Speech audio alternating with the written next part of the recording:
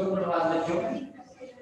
हिंदी के आज इस क्लास में हम कक्षा 9 के हिंदी पाठ्यक्रम में व्याकरण के अंतर्गत अलंकार का अध्ययन करेंगे। अलंकार जो आपके सिलेबस में दिया गया है और इसी को हम अध्ययन के रूप में आज देख लेते हैं। तो आइए ध्यान से देखते हैं कि अलंकार होता क्या है, अलंकार किसे कहते हैं,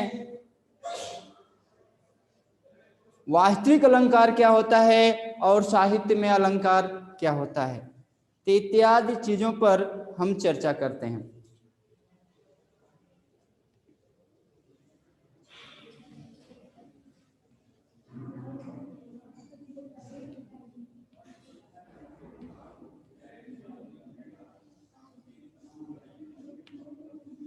बेटा ये है अलंकार।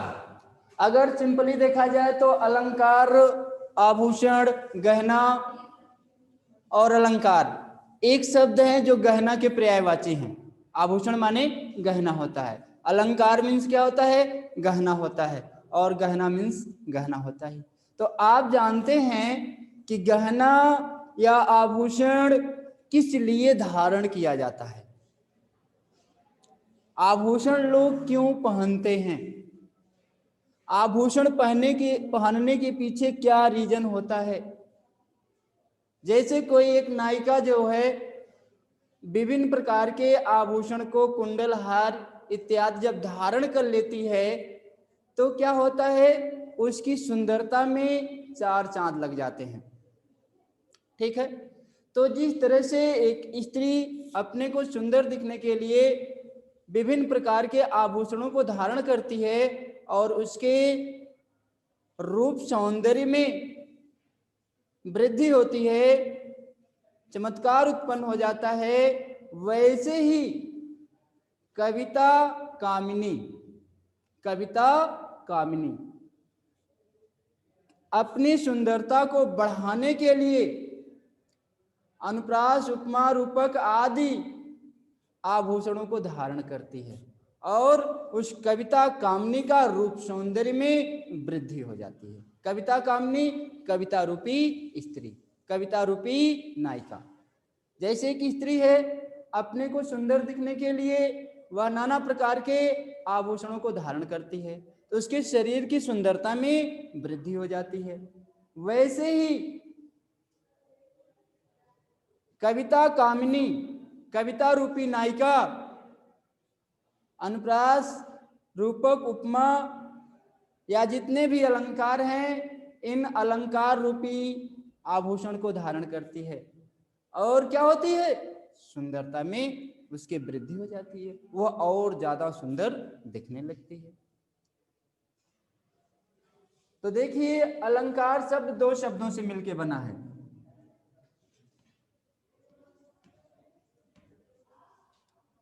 अलम धन का। ठीक है।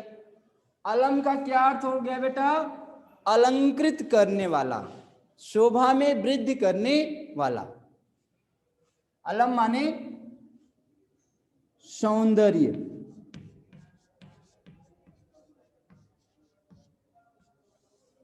ठीक। आकार मीन्स हो गया करने वाला, अर्थात जो सौंदर्य पैदा करे, सुंदरता को और बढ़ा दे, अलंकार में सौंदर्य में वृद्धि कर दे, उसे हम क्या कहते हैं, अलंकार कहते हैं। ओके।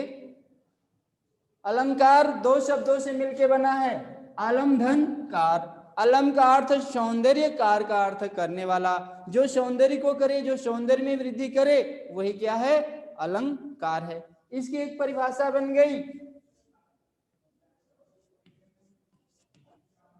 अलंक्रियते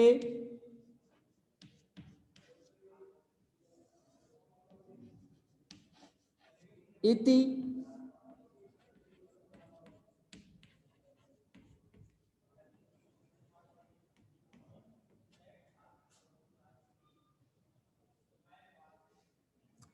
अलंक्रियते इति अलंकार है।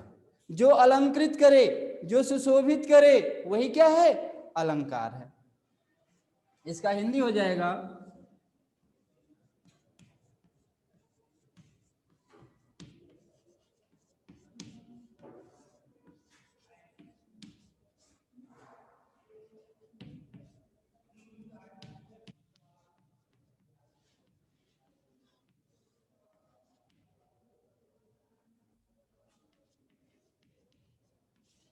उत्पन्न करे, वही अलंकार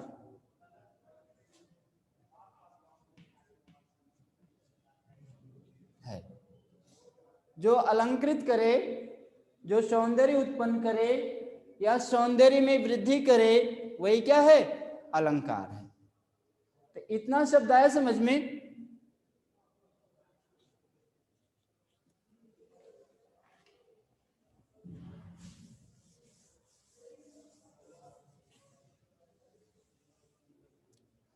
अलंकार के प्रतिष्ठापक आचार्य। अलंकार को सर्वप्रथम किसने बताया? किसने अलंकार पर चर्चा किया? अलंकार शास्त्र के प्रणेता कौन है? पहले इनको जान लो।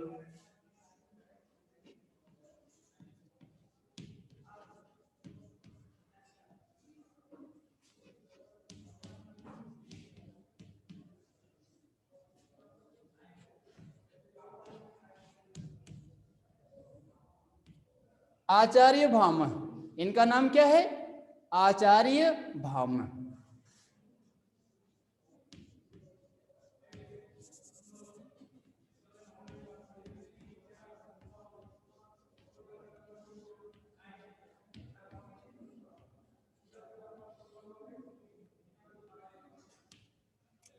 ये अलंकार शास्त्र के प्रवर्तक हैं। सर्वप्रथम अलंकार का वर्णन इन्होंने ही किया। फिर इनके परंपरा में आते हैं आचार्य दंडी।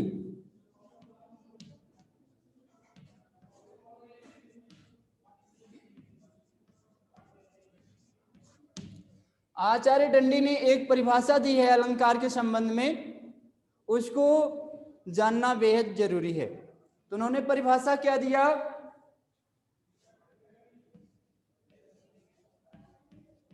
काव्य शोभा करान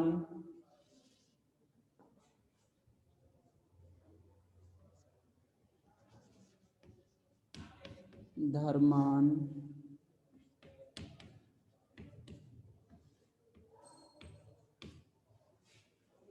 प्रचक्षते।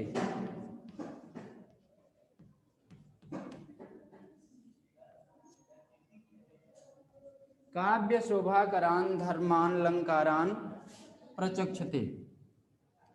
काव्य की शोभा बढ़ाने वाले धर्मों को अलंकार कहते हैं। क्या कहते हैं? अर्थात काव्य की सुंदरता बढ़ाने वाले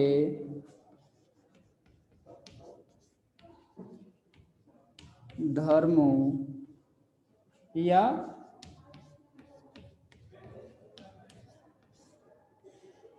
तत्वों को अलंकार। स्त्री विभिन्न प्रकार के आभूषणों को धारण करके अपनी सुंदरता में वृद्धि कर लेती है। तो वो आभूषण कौन है? अलंकार रूपी आभूषण। तो ये आपका हो गया। अब एक आचार्य केशवदास,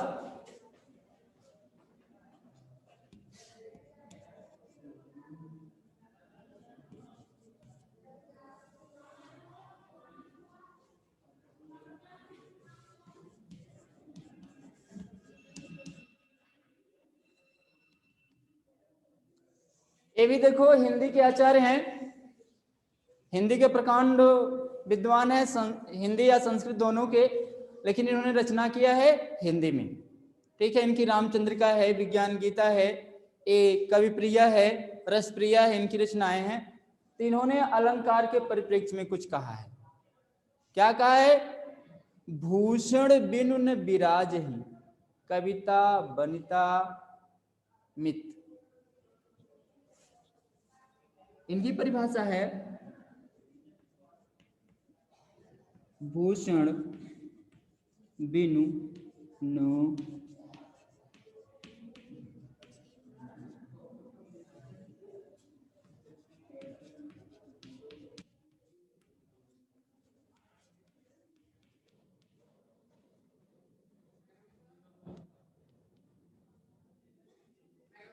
यस, जल्दी बैठ जाओ। ए सो नहीं, इधर देखो। भूषण बिनु न विराजे कविता बनिता मित। इन्होंने कहा भूषण के बिना न तो कविता सुशोभित हो सकती है, न तो स्त्री सुशोभित हो सकती है, न तो मित। मित माने मित्र, जिनके वाणी में आभूषण नहीं रहेगा या जिनके बोलने की शैली नहीं रहेगी, वो मित्र भी अच्छे नहीं होते हैं। तो ये भूषण का क्या नाम आचार्य केशव का है। अब हम आ जाते हैं सीधे अलंकार पे।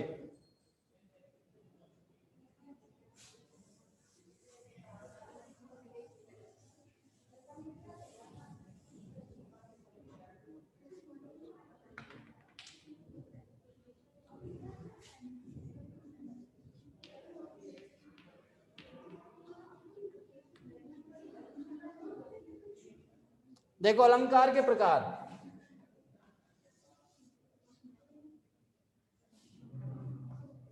अलंकार के मुख्य रूप से दो प्रकार होते हैं, एक शब्दालंकार होता है, एक अर्थालंकार होता है।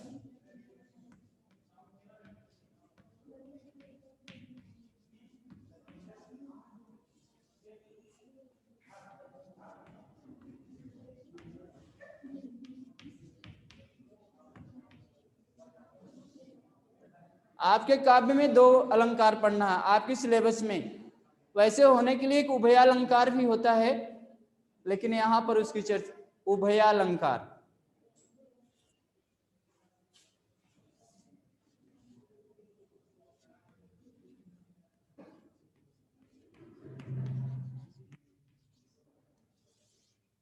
उभयालंकार, ठीक है, लेकिन आपको यहां इसकी चर्चा नहीं करना है। करना है शब्दालंकार। शब्द माने शब्द, अलंकार माने अलंकार। जहां पर काव्य में शब्द के माध्यम से सुंदरता में वृद्धि हो। क्या परिभाषा बनेगी? जहां पर काव्य में शब्दगत चमत्कार उत्पन्न हो, शब्द से सौंदर्य में वृद्धि हो, वहां पर शब्दालंकार होता है। अर्थालंकार, जहां पर काव्य में अर्थ के माध्यम से सौंदर्य में वृद्धि हो या चमत्कार उत्पन्न हो, उसे हम अर्थालंकार के नाम से जानते हैं। ठीक है बेटा, अब आ जाते हैं हम इसके भेद पे।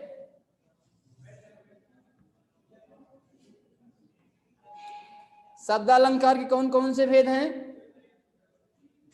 3 हैं। देखो, पहला भेद है अनुप्रास, दूसरा है यमक, तीसरा है श्लेष, चौथा है पुनरुक्त प्रकाश,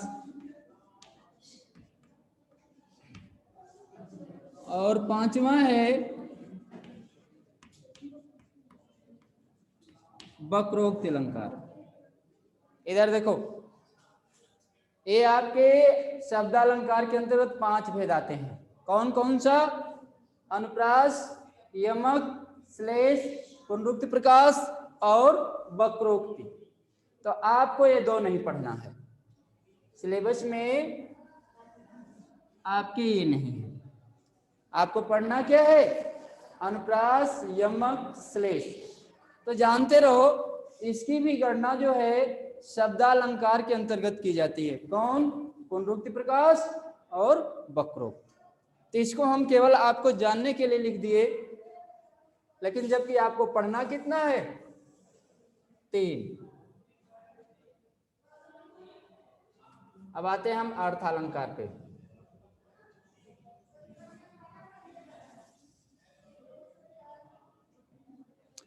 अर्थालंकार के अंतर्गत आपको कुछ सीमित अलंकार पढ़ना है। वैसे अर्थालंकार की संख्या किसी ने 100 माना है, किसी ने 109 माना है, तो किसी ने 111 माना है। तो काफी संख्या है अर्थालंकारों की, अलग अलग आचार्यों के द्वारा दी गई है। आचार्य दंडी ने 104 अलंकारों की संख्या बताई। 100 जो है अर्थालंकार और जो है 4 शब्दालंकार। तो यहाँ जो आपके सिलेबस में है उसी की चर्चा की जाएगी। तो पहला क्या है आपका, उपमा। दूसरा क्या है, रूपक। तीसरा क्या है, उत्प्रेक्षा। चौथा क्या है, अतिशयोक्ति।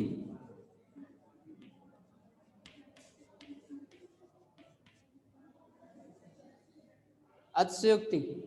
और आगे क्या है, एक मानवीकरण भी होगा।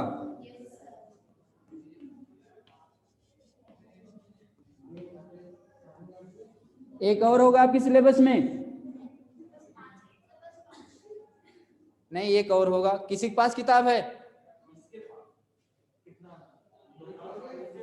5 ही दिया है। अच्छा, अच्छी बात है। 1 मिनट शांत हो जाओ।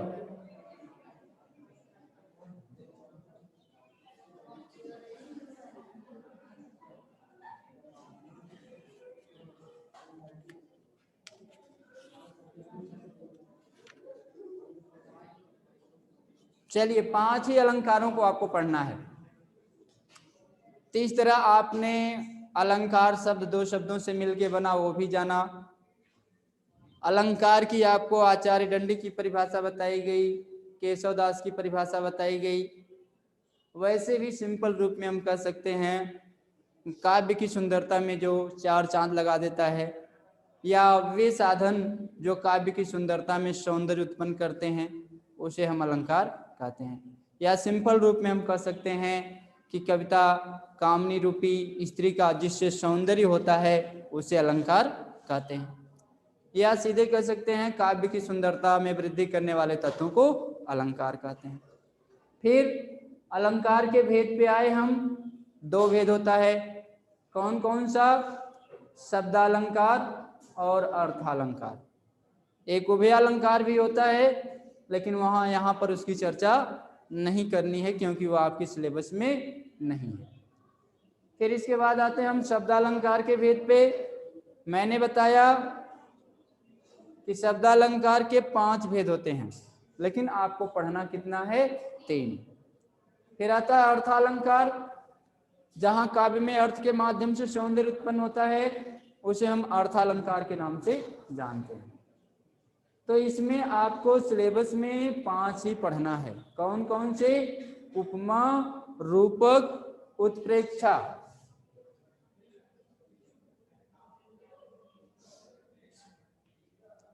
अतिशयोक्ति और मानवीकरण। तो अब हम एक एक अलंकार को देखते हैं।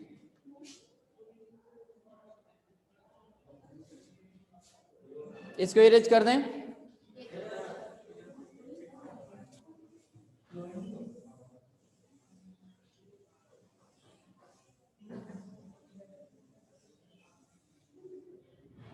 आइए देखते हैं अनुप्रास अलंकार को।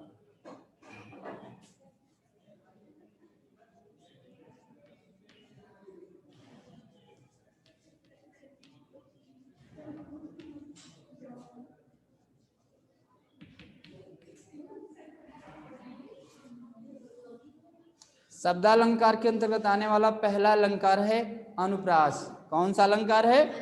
अनुप्रास। तो आइए देखिए अनुप्रास अलंकार।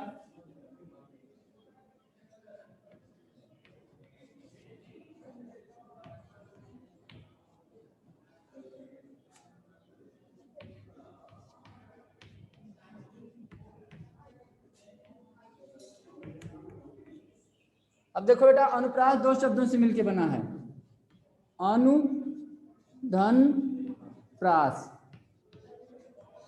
अब अनु का अर्थ होता है पीछे। जैसे बेटा हम बोलते हैं अनुगमन, अनुगमन करना किसी चीज का, जो काम कोई कर रहा है उसके पीछे पीछे चलना या सीखना या करना या देख करके करना, तो बोलते हैं अनुगमन। अनुज बोलते हैं, अनुज, अनु माने छोटा, छोटा माने जो हमारे पीछे का है, अजय माने पैदा होने वाला, जो हमारे पीछे पैदा हुआ वो हमारा क्या है, छोटा भाई है। तो अनु माने होता है पीछे, अप्रास माने क्या होता है, आवृत्ति। क्या होता है, प्रास मीन्स होता है आवृत्ति। अब जहां पर आवृत्ति मतलब एक के बाद पुनः वैसा आना, एक के बाद, जैसे कोई चीज, ये चाक मैंने गिराया, ऐसे पुनः चाक गिराया, तो मैंने चाक गिराकर क्या किया, उसकी आवृत्ति किया। ठीक है, नहीं समझ में आया आपको, खड़े हो जाओ। आवृत्ति मीन्स बेटा होता है कि जैसे हम कोई काम करते हैं, उसी काम को बार बार दोहराते हैं, ठीक है, तो उसे हम बोलते हैं आवृत्ति। हाँ सेम, कुछ भी हो सेम मतलब वही होना चाहिए, उसमें कोई डिफरेंट नहीं होना चाहिए। तो आवृत्ति मीन्स क्या हो जाएगा, दोहराना। एक अर्थ इसका और हो जाएगा आवृत्ति का,